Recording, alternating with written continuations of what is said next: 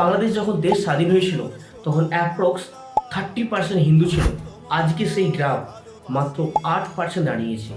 Bangladesh minor কমিউনিটির উপর কি অত্যাচার করেছে বিগত কয়েক বছর। অ্যাজ এ ইন্ডিয়ান সিটিজেন হিসাবে আমরা সবাই চাই ইন্ডিয়ান গভর্নমেন্ট যেন বাংলাদেশের উপর কোনো অ্যাকশান নেয়। কারণ যখন হিন্দুর উপর এই রকম অত্যাচার, এই রকম নির্মম অত্যাচার হচ্ছে, তখন আমরা অ্যাজ এ হিন্দু কমিউনিটি হয়ে চুপ করে থাকতে পারি না। আজকে যে বাংলাদেশ মাইনর কমিউনিটির উপর যে অত্যাচার হচ্ছে, এর প্রতি আমরা তীব্র নিন্দা করি। কারণ এটা একটা সভ্য সমাজের চরিত্র হতেই পারে না। তাই জন্য বাংলাদেশ যখন দেশ স্বাধীন হয়েছিল তখন অ্যাপ্রক্স 30% হিন্দু ছিল। আজকে সেই গ্রাফ মাত্র 8% দাঁড়িয়েছে। তো এখান থেকেই আমরা বুঝতে পারি বাংলাদেশ মাইনর কমিউনিটির উপর কি অত্যাচার করেছে বিগত কয়েক বছর। আজকে তার ছবি আমরা দেখছি। বেশ কিছু পয়েন্ট আমরা ডিসকাস করব। প্রথমত, সংখ্যালঘুদের উপর কেন আক্রমণ হলো। সেকেন্ড পয়েন্ট, চিন্ময় কৃষ্ণ দাসের কেন জেল হলো। এবং থার্ড পয়েন্ট, মাইনর কমিউনিটির জমি, তাদের দোকান এবং তারা যেই প্রোফাইলে জব করে সেখান থেকে তাদেরকে কেন বঞ্চিত করা হচ্ছে এবং এর জন্য ভারত সরকার কী কী পদক্ষেপ নিতে পারে, এইসব বিষয়গুলোই আজকের ভিডিওতে আমরা ডিসকাস করব। চলো দেখা যাক। কিন্তু ভিডিও শুরু করার আগে যদি একজন বাংলাদেশি আমাদেরকে বলে যে এটা আমাদের অভ্যন্তরীণ ম্যাটার, তোমরা কেন ইন্টারফেয়ার করছো, ইটস ওকে। কিন্তু হয়তো তোমরা ভুলে গিয়েছো বাংলাদেশ একসময় ইন্ডিয়ারই পার্ট ছিল। ওখানে আজকে আমাদেরই ভাই বোন আছে। শুধুমাত্র রাজনৈতিক কারণে দুটো দেশের মধ্যে একটা সীমান্ত নির্ধারণ করা হয়েছে।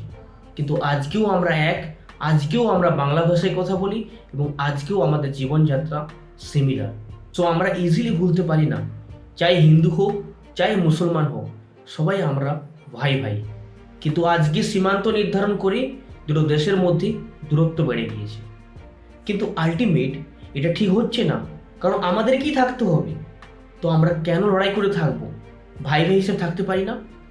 আজকে তোমরা কি বলতে পারবে মাইনর কমিউনিটির উপর কেন অত্যাচার হচ্ছে? তোমাদের কাছে কোনো অ্যান্সার আছে? আই থিঙ্ক নেই। কেন নেই? কেন তোমরা সাথ দিচ্ছ না? আজকে এটাই তো আমাদের কোশ্চেন। আমরা কিছুই করতে পারবো না বাদ থেকে, যা করবে তোমরাই করবে। কিন্তু তোমরা কেন করছো না? তোমরা জেনে বুঝে অন্যায়কে কেন প্রশ্রয় দিচ্ছ? এটাই আমাদের বড় কোশ্চেন। এবং আমরা বলতেই পারি আগের গভর্নমেন্ট এবং আগের প্রাইম মিনিস্টার শেখ হাসিনা খুব ভালোই ছিল তোমাদের জন্য। কিন্তু তোমরা কী করলে? একজন নোবেল জয়ী ডক্টর ইউনূসকে নিয়ে এলে। কিন্তু যখন একজন রিপোর্টার ওনাকে কোশ্চেন করে যে বাংলাদেশে মাইনর কমিউনিটির উপর কেন অত্যাচার হচ্ছে, উনি বলেন যে এটা ইন্ডিয়ার প্রপাগান্ডা, বাংলাদেশে কিছুই এমন হচ্ছে না। এটা তোমরা বলতে পারো যে কিছুই হচ্ছে না? তাহলে কিভাবে চলবে তোমাদের দেশ? এবং সেকেন্ড পয়েন্ট, চিন্ময় কৃষ্ণ দাসকে কেন জেল হলো? ওনার দোষ কি? ওনার দোষ এটাই যে উনি হিন্দু কমিউনিটিকে একতা করেছে। ওনার সাথে ভুল এফআইআর করে ওনাকে জেলে নিয়ে গিয়েছে। এবং তারপর যখন দুজন ভক্ত ওনার সাথে দেখা করতে গিয়েছিল তাদেরকেও গ্রেপ্তার করেছো। কিন্তু কেন? তাদের দোষটা কী ছিল? যখন 1971-এ পশ্চিম পাকিস্তান তোমাদের উপর অত্যাচার করেছিল, যখন মা বোনদের সাথে অত্যাচার করেছিল, তখন বাংলাদেশ ইন্ডিয়ার কাছে হেল্প চেয়েছিল এবং ইন্দিরা গান্ধী নিজের স্বার্থ ছাড়া তোমাদেরকে হেল্প করেছিল, একটা স্বাধীন রাষ্ট্রে পরিণত করেছিল। তাই নাম হচ্ছে আজকে Bangladesh.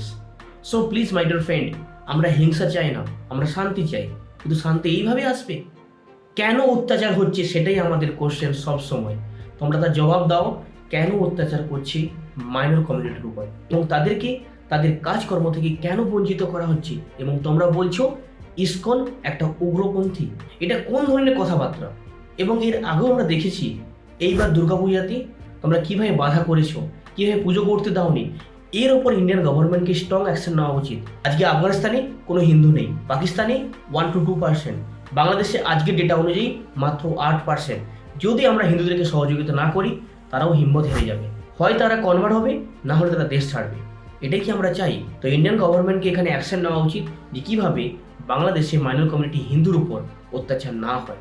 So my dear friend, তোমার যদি কোনো মতামত থাকে অবশ্যই কমেন্টে জানাবে এবং প্রথমবার যদি ভিজিট করে থাকো like and subscribe my channel এবং অবশ্যই কমেন্ট করবে বাংলাদেশে হিন্দুদের প্রতি যে অত্যাচার হচ্ছে এর প্রতি আপনার কি কমেন্ট এবং আপনি কি বলতে চাও ইন্ডিয়ান গভর্নমেন্টের কাছে।